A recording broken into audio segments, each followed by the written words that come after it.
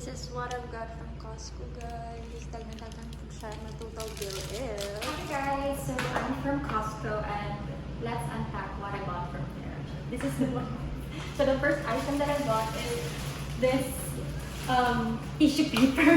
Grabe kadaghan kay wala gyud kay is isa ka book dapat isa ka ani. So pero para siya guys, good deal na siya. Kay ko ano siya kay 30 rolls and then for $20 siya lang siya. So daghan kayo siya for 1 year na rin ako na supply.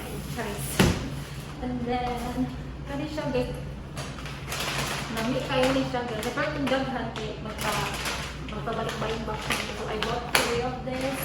And then this one siya guys, natiluan nila ako siya guys. Kaya nag-encounter ni katong last week. And then ninigdalo na kasi super lamig kayo siya guys. Kaning Kirkland Caramel S'mores. Alright.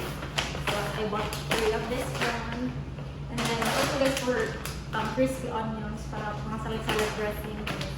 Para sa balay. And then kayo siya guys, crouton. Madagpo kayo siya guys. Wag siya gagumay. So for the go na dyan. Nagpagpud ko Kirkland dried mangoes. And then kanili ay guys. Nagpag ko og dad sheet. Ouch. And then nagpagpud ko og Swiss guys. Swiss miss. Tulog ko po. This is for balik-balik mix. Hindi mo pa makadala. Tulog ka po. Ang isa kay para sa balik. And then nagpagpud ko ano siya guys. Ano siya? Mott's assorted fruit. Lamig mo siya guys. So, pero balik-balik box mo siya next time. Luhang ulit. Ang isa para sa bagay. Nagpalitan ko og fabric conditioner. Kirkland ang branda guys.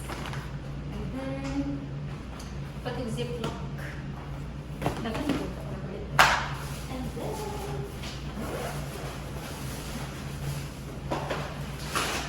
kaya siya guys, 2 dozens of eggs. Kasi barato dito ang eggs guys. Kaya marag sa Walmart guys, yung ani, like $4. Kaya siya 2 dozens na guys. For the like $5. Nice ay. And then, also ano guys, cream cheese. Kaya basta maging mo cream cheese, bas cream cheese something. And then, salad. And then lastly guys, ang pinakasikat, rotisserie chicken. Ano ba ba? Seasoned rotisserie chicken. Grabe, barato na siya guys. $5 na siya. Good deal na kayo.